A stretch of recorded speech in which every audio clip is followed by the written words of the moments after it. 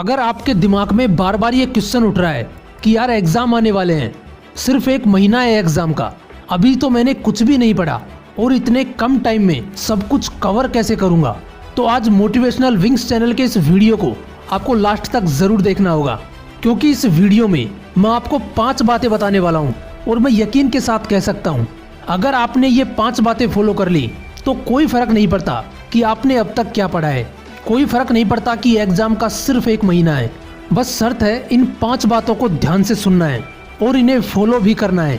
ये 5 बातें, 5 टिप्स बताने से पहले एक बात और मैं आपको कहना चाहता हूँ कि जब तक आपकी एग्जाम कंप्लीट ना हो जाए, कुछ दिनों के लिए अपने आप को एक रूम में अकेले बंद कर लो जहाँ पर आपको डिस्टर्ब करने वाला कोई भी ना हो।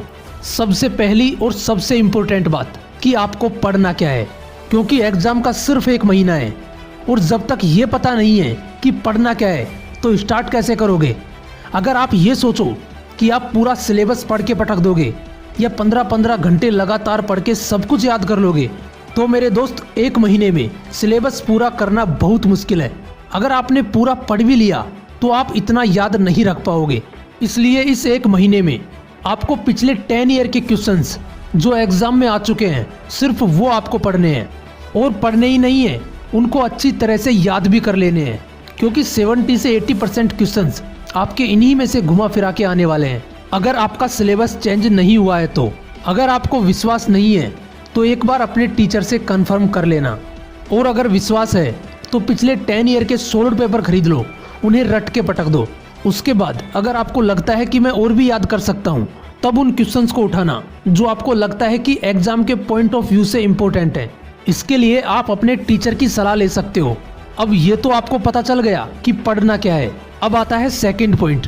आपको ये तय करना है कि इस 1 महीने में आपको रोज कितने घंटे पढ़ाई करनी है, क्योंकि अभी पूरा 1 साल नहीं है आपके पास जो रोज 4 या 5 घंटे पढ़कर अच्छा स्कोर कर लोगे। इसलिए कितने घंटे पढ़ना है ये बहुत ही इंपॉर्टेंट है अच्छा स्कोर करने के लिए। देखो, आप अपनी कैपेसिटी के हिसाब से ज़्यादा भी पढ़ सकते हो, लेकिन इस 1 महीने तक रोज आपको कम से कम 10 घंटे पढ़ाई करनी ही करनी है। लेकिन 10 घंटे पढ़ाई करने का मतलब ये नहीं है कि सुबह 10 बजे उठे, नहाए धोए, खाना खाया और 12 बजे से लेकर बैठ गए रात के 10 बजे तक। कभी नहीं पढ़ सकते आप लगातार, वो भी तब जब आपने अभी अभी पढ़ना स्टार्ट किया है। इसलिए आपको एक टॉपर की तरह पढ़ना पड़ेगा, मतलब कि आपको इन 10 घंटों को टुकड़ों में बांटना पड़ेगा। हर 2 घंटे बाद आपको 20 से 25 मिनट का ब्रेक लेना है। ऐसा करने पर आप सही से पढ़ भी पाओगे और आपको पढ़ा हुआ अच्छे से याद भी रहेगा। बस हर 2 घंटे के अंदर आपको फुल कंसंट्रेशन के साथ पढ़ाई करनी है। अगर 2 घंटे रेस्ट के मान लें जो आप बीच बीच में लोगे, उसके बाद भी आपके पास 12 घंटे शेष बचते हैं। इन 12 घंटों में आपको 7 घंटे की नींद पर्याप्त है, बाकी के 5 घंटे आप अपने और कामों में ले सकते हैं। अब आता है तीसरा पॉइंट, जो कि बहुत ही इंपॉर्टेंट है पढ़ा हुआ अच्छे से याद रखने के लिए, क्योंकि जो आपने पढ़ा है अगर वो याद ही नहीं रहेगा तो पढ़ने का कोई मतलब नहीं है। इसलिए तीसरा पॉइंट ये है कि आपके पढ़ने का टाइम कौन सा है। ये तो हमने तय कर लिया कि मिनिमम 10 घंटे पढ़ना है। अब इन 10 घंटों में से 7 घंटे आप अपने हिसाब से पढ़ सकते हैं, लेकिन 3 घंटे सुबह 5 से 8 आपको पढ़ना ही पढ़ना है, और रात को 10 बजे आपको सो जाना है। उसके फ़ायदे भी मैं आपको बताता हूँ, क्योंकि जब आप रात को जल्दी सोओगे तो सुबह जल्दी उठ पाओगे, और उस बीच आप 7 घंटे की नींद ले चुके होंगे, और इन 7 घंटों के भीतर आपकी बॉडी में रिलीज हुआ मेलाटोनिन हार्मोन आपकी सारी थकान गायब कर चुका होगा।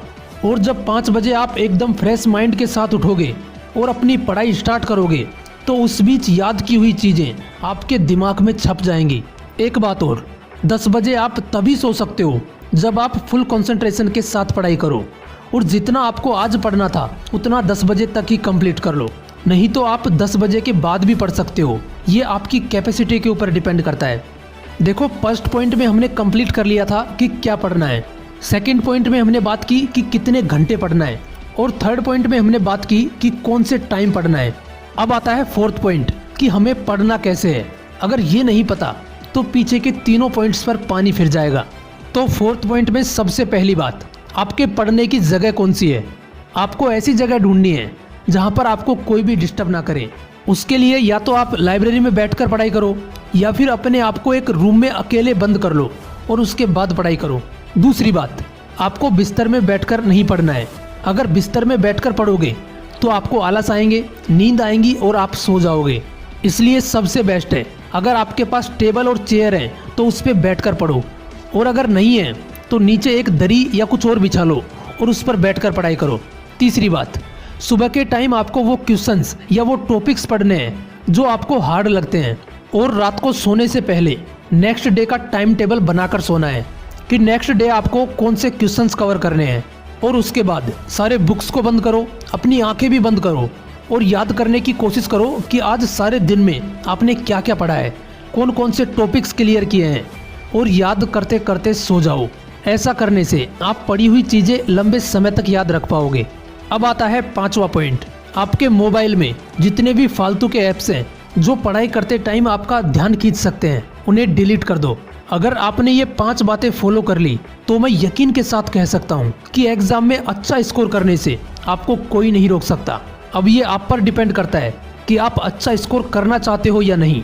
अगर वीडियो अच्छा लगा तो इसे लाइक करना, और ऐसे ही मोटिवेशनल वीडियोज के लिए मोटिवेशनल विंग्स को जरूर सब्सक्राइब कर लेना। फिर मिलूंगा नेक्स्ट वीडियो में एक नए मोटिवेशन के साथ। जय हिंद, वंदे मातरम।